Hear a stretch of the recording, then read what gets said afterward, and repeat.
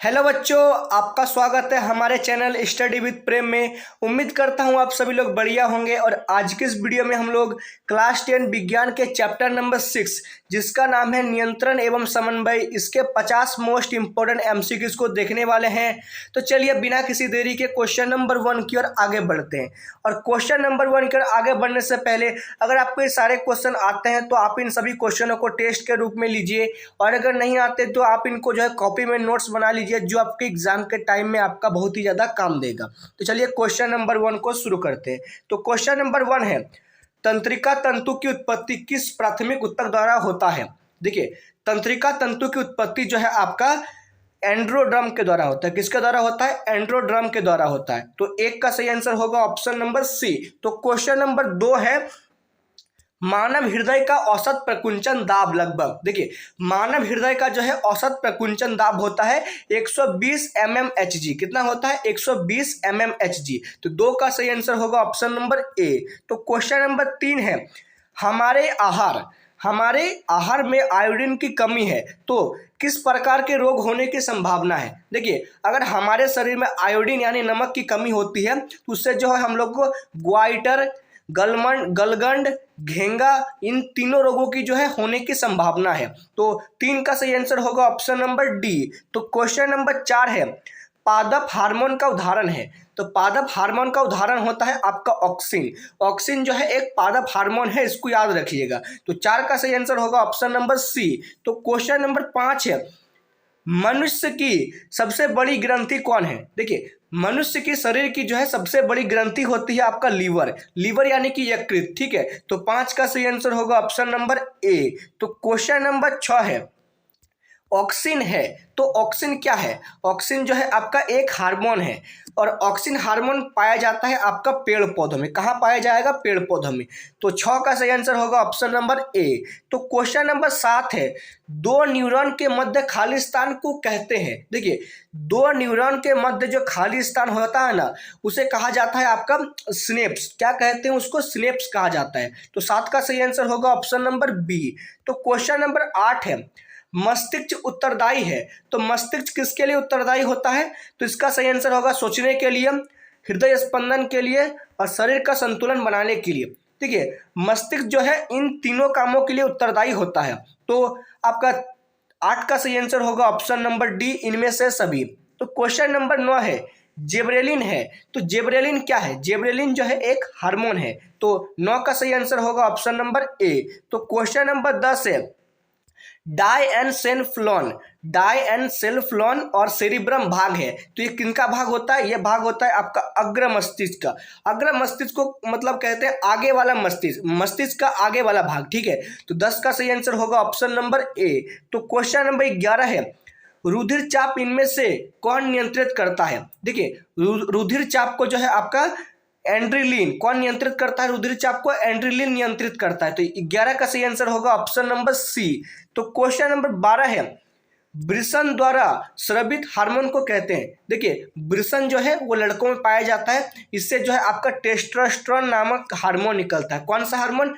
Testosterone, जो लड़कों के लिए बहुत ही ज़्यादा इंपॉर्टेंट होता है। इसी हार्मोन के से लड़कों को जो दाढ़ी, मूंछ और शरीर में बहुत से बदलाव होते हैं।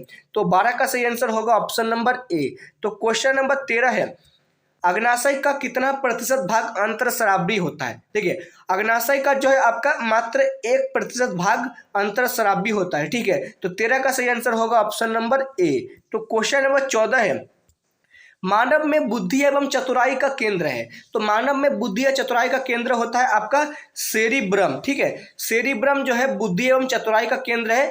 इसी सेरिब्रम के द्वारा ही पता लगाते हैं कि कौन सा बच्चा इंटेलिजेंट है और कौन सा बच्चा थोड़ा कमजोर है। ठीक है, तो 14 का सही आंसर होगा ऑप्शन नंबर ए। तो क्वेश्चन नंबर 15 है, ग्वाइटियर अथवा घेंगा होता है तो ग्वाइटियर अथवा घेंगा होता है आयोडीन यानी नमक की कमी के कारण ग्वाइटियर और घेंगा रोग होता है। ठीक है, तो 15 का सही आंसर होगा आपका ऑप्शन नंबर बी। तो क्वेश्चन नंबर 16 है, मेरु रज्जु की रक्षा करती है तो मेरु रज्जु की रक्षा जो है आपका केसेरुक दंड कौन करता है? मेरु रज्जु की रक्षा केसेरुक दंड करता है। तो 16 का सही आंसर होगा ऑप्शन नंबर ए। तो क्वेश्चन नंबर 17 है, गर्भवती महिला के प्रसव के आखिरी समय में कौन सा हार्मोन दिया जाता है? देखिए, गर्भवती महिला के प्रसव के समय में आखिरी समय में उन लोगों को जो है आप लोगों का ऑक्सीटोसिन दिया जाता है। क्या दिया जाता है? ऑक्सीटोसिन दिया जाता है। ये क्या है? ऑक्सीटोसिन एक हार्मोन है, ठीक है। तो 17 का सही आंसर हो जाएगा ऑप्शन नंबर बी। तो क्वेश्चन नंबर 18 है, रक्त में ग्लूकोज की मात्रा नियंत्रित रहता है। देखिए, रक्त में ग्लूकोज की मात्रा जो है आपका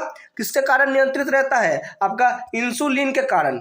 रक्त में ग्लूकोज की मात्रा इंसुलिन के कारण नियंत्रित में रहता है। तो 18 का सही आंसर होगा ऑप्शन नंबर बी। तो क्वेश्चन नंबर 19 है, हार्मोन शब्द का नामकरण किसने दिया? तो हार्मोन शब्द का नामकरण जो है आपका बेलिस और स्टारलिंक ने दिया था। किसने दिया था? बेलिंग और स्टारलिस ने, ठीक है। तो 19 का सही आंसर होगा ऑप्शन नंबर ए। तो क्वेश्चन है 20 से, ठीक है।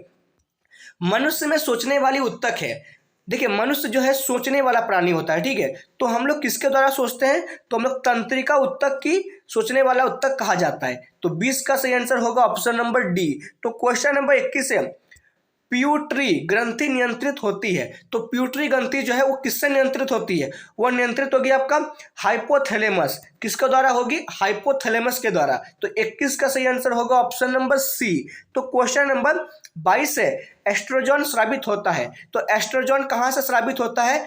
एस्ट्रोजन जो है आपका अंडाशय द्वारा साबित होता है। और एस्ट्रोजन हार्मोन किन से निकलता है? तो लड़कियों से निकलता है, ठीक है। तो 22 का सही आंसर होगा आपका ऑप्शन नंबर बी। तो क्वेश्चन नंबर 23 है, मनुष्य में सूंघने की क्षमता को नियंत्रित करता है।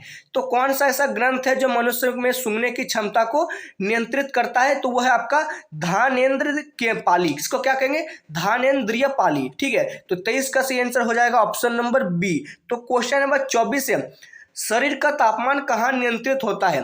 तो शरीर का तापमान जो है आपका हाइपोथैलेमस में नियंत्रित होता है। कहाँ नियंत्रित होता है? हाइपोथैलेमस में। तो 24 का सही आंसर होगा ऑप्शन नंबर डी। तो क्वेश्चन नंबर 25 है, टेस्टोस्टेरोन स्रावित होता है। तो लड़कों में जो टेस्टोस्टेरोन स्रावित होता है वो कहाँ से होता है? वृषण से। वृषण को इंग्लिश में कहा जाता है टेस्टिकल्स, ठीक है। तो 25 का सही आंसर होगा ऑप्शन नंबर ए। तो क्वेश्चन नंबर 26 है, मानव शरीर की सबसे लंबी कोशिका कौन सी है?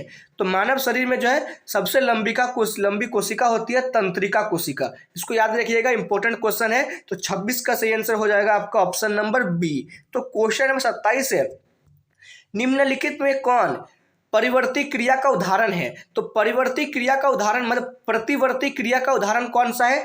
तो मिठाई देखकर मुंह में पानी आना, छींक का आना और आंखों की पलक को झपकाना। देखिए, ये तीनों जो काम है ना, ये प्रतिवर्ती में सभी में होता है।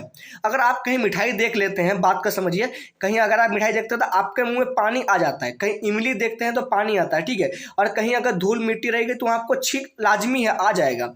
और आंख का पलक झपकते रहता है, ठीक है। तो 27 का सही आंसर होगा आपका option number D. Option number D, इनमें सभी। तो क्वेश्चन नंबर 28 है, निम्नलिखित में से किस हार्मोन का सर्वप्रथम अध्ययन किया गया? तो किस हार्मोन का जो है सर्वप्रथम अध्ययन किया गया था? तो सीक्रेटिन। किसको कहा जाएंगे? सीक्रेटिन का जो है सबसे पहले अध्ययन किया गया था। सीक्रेटिन क्या है? एक हार्मोन है, ठीक है। तो 28 का सही आंसर होगा ऑप्शन नंबर सी। तो क्वेश्चन नंबर 29 है, निम्नलिखित में कौन मेनिजीनस नहीं है? तो कौन मेनिजीनस नहीं है? तो आपका सेरिब्रो स्पाइकल द्रव। सेरिब्रो स्पाइकल द्रव जो है आपका मेनिजीनस नहीं है। तो 29 का सही आंसर हो जाएगा ऑप्शन नंबर ए। तो क्वेश्चन नंबर 30 है, अनैच्छिक क्रियाओं का नियंत्रण केंद्र माना जाता है। देखिए, अनैच्छिक क्रियाएं उन क्रिया को कहा जाता है जिनका करने का मन नहीं होता, यानी इच्छा नहीं होता, उनको कहा जाता है अनैच्छिक क्रियाएं, ठीक है। अनैच्छिक क्रियाओं का केंद्र माना नहीं जाता है, उसको पूछ रहा है। तो आपका मेडुआ अल्बगेटा को जो है अनैच्छिक क्रियाओं का नियंत्रण केंद्र माना जाता है। तो 30 का सही आंसर होगा आपका ऑप्शन नंबर बी। तो क्वेश्चन नंबर 31 है, पराग नालिका का बीजांड की तरफ जाने वाली प्रक्रिया कहलाती है। देखिए, पराग नालिका जो है बीजांड की ओर तरफ जाती है। इस प्रक्रिया को क्या कहा जाता है? इस प्रक्रिया को कहा जाता है रासायनिक अनुवर्तन। क्या कहते हैं इसको? रासायनिक अनुवर्तन कहते हैं। तो 31 का सही आंसर होगा ऑप्शन नंबर डी। तो क्वेश्चन है 32 है, इनमें कौन फल पकाने के लिए उपयुक्त होता है? देखिए, फलों को जो है आजकल के अभी के समय में मतलब पकाने के लिए बहुत से रासायनिक पदार्थों का इस्तेमाल होता है। तो यहाँ पूछ रहा फलों को पकाने के लिए उपयुक्त है, तो एथिलीन से जो है फलों को आसानी से पकाया जा सकता है। तो 32 का सही आंसर होगा ऑप्शन नंबर सी। तो क्वेश्चन नंबर 33 है, श्वास कोशिकाएं क्या बनाती है? तो श्वास कोशिकाएं जो है आपका न्यूरिकल क्या बनाती है? देखिए न्यूरिलेकस क्या बनाते हैं? न्यूरिलेकस क्या बनाएंगे? न्यूरिलेकस बनाएंगे। तो 34 का सही आंसर होगा ऑप्शन नंबर बी। उससे पहले देखिए इन सभी में जो है ना थोड़ा बहुत स्पेलिंग की मिस्टेक मैं कर सकता हूं, देखिए मैं अभी इंसान हूं, ठीक है। तो 33 का सही आंसर होगा आपका ऑप्शन नंबर बी। तो क्वेश्चन नंबर 34 है, इनमें से कौन सा हार्मोन कोशिका विभाजन, प्रोटीन संश्लेषण एवं हड्डियों को परिवर्धन को नियंत्रित करता है? देखिए हड्डियों के परिवर्तन को जो है आपका जीएच क्या नियंत्रित करता है? हार्मोन कोशिका विभाजन, प्रोटीन संश्लेषण एवं हड्डियों का परिवर्तन को जो है आपका जीएच हार्मोन नियंत्रित करता है। तो 34 का सही आंसर होगा आपका ऑप्शन नंबर ए। तो क्वेश्चन है 35 है, किस हार्मोन के लिए आयोडीन का होना आवश्यक है? मतलब अगर वह हार्मोन होगा तो आयोडीन होगा, अगर आयोडीन नहीं है तो वह हार्मोन भी नहीं होगा, ठीक है। तो आपका थायरॉक्सिन को होने के लिए आयोडीन का होना आवश्यक है। तो 35 का सही आंसर होगा ऑप्शन नंबर बी। तो क्वेश्चन नंबर 36 है, मस्तिष्क की गुहा कहलाती है? तो मस्तिष्क की गुहा क्या कहलाती है? तो आपका अलिंद कहलाएगी। तो 36 का सही आंसर होगा ऑप्शन नंबर ए। तो क्वेश्चन नंबर 37 है, हार्मोन स्रावित होता है? तो हार्मोन कहाँ से स्रावित होता है? हार्मोन जो है आपका अंतरस्रावी ग्रंथि से स्रावित होता है। कहाँ से? अंतरस्रावी ग्रंथि से। तो 37 का सही आंसर होगा आपका ऑप्शन नंबर ए। तो क्वेश्चन नंबर 38 है, एबिसिसिक अम्ल का मुख्य कार्य है? तो एबिसिसिक अम्ल का मुख्य कार्य होता है आपका कोशिका विलगन। क्या होता है इसका मुख्य कार्य? कोशिका विलगन। तो 38 का सही आंसर होगा ऑप्शन नंबर सी। तो क्वेश्चन नंबर 39 है, एंड्रोजन है? तो एंड्रोजन क्या है? एंड्रोजन जो है आपका नर्लिंग हार्मोन है। एंड्रोजन क्या है? एक नर्लिंग हार्मोन होता है। तो 39 का सही अर्थ है ऑप्शन नंबर ए। तो क्वेश्चन नंबर 40 है, मनुष्य के अग्नाशय ग्रंथि में किस हार्मोन का स्राव नहीं होता है? देखिए मनुष्य के अग्नाशय ग्रंथि में जो है आपका सीटी हार्मोन का स्राव नहीं होता है। 40 का सही आंसर हो जाएगा ऑप्शन नंबर डी। और इसी के साथ आपके कुल 40 क्वेश्चन समाप्त होते हैं। उम्मीद है आपको ये वीडियो पसंद आया होगा। अगर ये वीडियो पसंद आए तो उस वीडियो को लाइक कीजिए, इस चैनल को सब्सक्राइब कीजिए और इस वीडियो को अपने दोस्तों के साथ शेयर कीजिए। तो मिलते हैं आपके साथ नेक्स्ट वीडियो में। तो जय हिंद, जय भारत।